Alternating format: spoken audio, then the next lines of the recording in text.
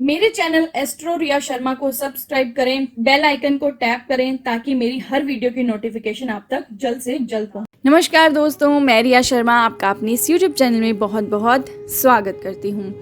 पौष मास कृष्ण पक्ष की एकादशी तिथि को सफला एकादशी कहा जाता है। जो व्यक्ति सफला एकादशी का व्रत रखता है उसकी सभी मनोकामनाएं पूर्ण होती हैं। सफला एकादशी का व्रत भगवान विष्णु जी के लिए रखा जाता है। एकादशी जो है वो साल भर में 24 एकादशी का व्रत आता है और अगर अधिक मास हो जैसे साल 2020 में था तो 26 एकादशी हो जाती हैं, क्योंकि एक मास जो है वो बढ़ जाता है। एकादशी के व्रत को सभी व्रतों में श्रेष्ठ स्थान प्राप्त है। अगर एकादशी का व्रत कर लिया तो आपको जीवन में कोई भी व्रत करने की ज़रूरत नहीं है। अगर आपकी कोई भी इच्छा है, कोई भी मनोकामना है, अगर आप एकादशी के दिन भगवान विष्णु की विधि विधान से पूजा करें, व्रत करें, तो आपके सभी जो भी मनोकामनाएं हैं, सभी आपकी बातें हैं, वो सब जो हैं पूर्ण हो जाती हैं। हर साल सफला एकादशी का व्रत जो है वो पौष माह के कृष्ण पक्ष की एकादशी को रखा जाता है और इस साल सफला एकादशी 9 जनवरी को पड़ रही है। एकादशी तिथि का जो प्रारंभ है वो 8 जनवरी 2021 रात्रि के 9:40 पर शुरू हो जाएगा और एकादशी तिथि समाप्त होगी 9 जनवरी 2021 की शाम को 7:17 तक। उसके बाद जो है आप यानी कि जो व्रत रखेंगे वो 9 तारीख को ही रखना है। एकादशी के दिन पूजा कैसे करनी है? सफला एकादशी के दिन स्नान आदि करके सूर्य देव को अर्घ जरूर दें। इसके बाद व्रत पूजन का संकल्प लें। भगवान विष्णु की विधि विधान से पूजा करें। भगवान को धूप दीप फल पंचामृत आदि अर्पित करें। नारियल सुपारी आंवला लौंग आदि श्री हरि को अर्पित जरूर करें। अगले दिन द्वादशी पर अपना व्रत खोलें। गरीबों का दान दें, उन्हें दान दक्षिणा अवश्य दें। एकादशी का हर व्रत का ही अपना एक अलग महत्व है, लेकिन सफला एकादशी जो है वो आपकी हर मनोकामनाओं को पूर्ण कर देती है। यानी कि अगर आपको अपने जीवन में कोई भी परेशानी है, कोई भी आप इच्छा रखते हैं, तो एकादशी का व्रत अवश्य करें। एकादशी महीने में 2 आती हैं।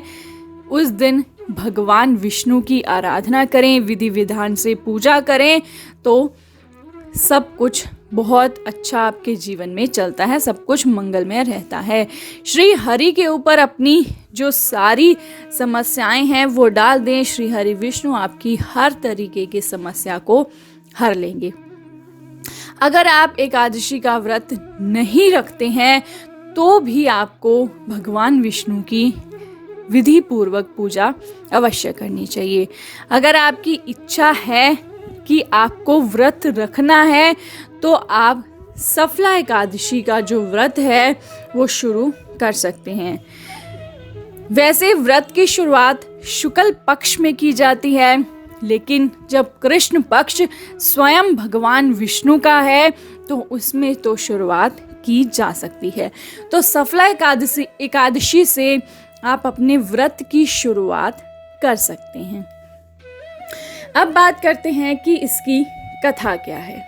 पद्म पुराण में वर्णित कथा के अनुसार महिष्मान नाम का एक राजा था। इनका ज्येष्ठ पुत्र लुम्पक पाप कर्मों में लिप्त रहता था। इससे नाराज होकर राजा ने अपने पुत्र को देश से बाहर निकाल दिया। लुम्पक जंगल में रहने लगा और पौष कृष्ण दशमी की रात में ठंड के कारण वह सो न सका। सुबह होते होते ठंड से लुम्पक बेहोश हो गया।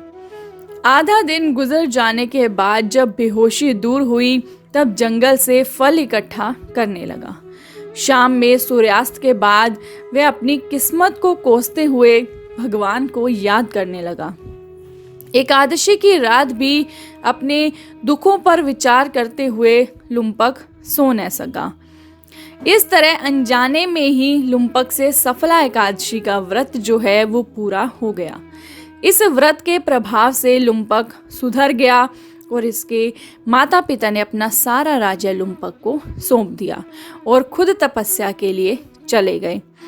काफी समय तक धर्मपूर्वक शासन करने के बाद लुम्पक भी तपस्या करने चला गया और मृत्यु के पश्चात विष्णु लोक में स्थान प्राप्त हुआ।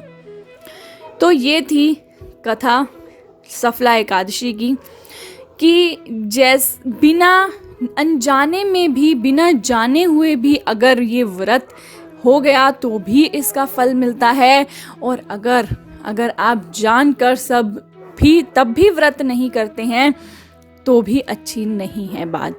तो इसलिए सफला एकादशी का व्रत अगर आप सभी मनोकामनाएं अपनी पूर्ण करवाना चाहते हैं तो सफला एकादशी का व्रत ज़रूर करें। ये थी सफला एकादशी की कथा और इसका महत्व। कब है सफला एकादशी? आशा करती हूँ कि आपको वीडियो पसंद आई होगी। प्लीज़ वीडियो को लाइक कीजिए, शेयर कीजिए, अपने अच्छे सुझाव मुझे कमेंट कीजिए, चैनल को सब्सक्राइब करना मत भूलेगा। आशा करती हूँ कि भगवान आपकी सभी मनोकामनाओं को पूर्ण करे। आपका दिन, आपका समय मंगलमय हो। बहुत बहुत धन्यवाद।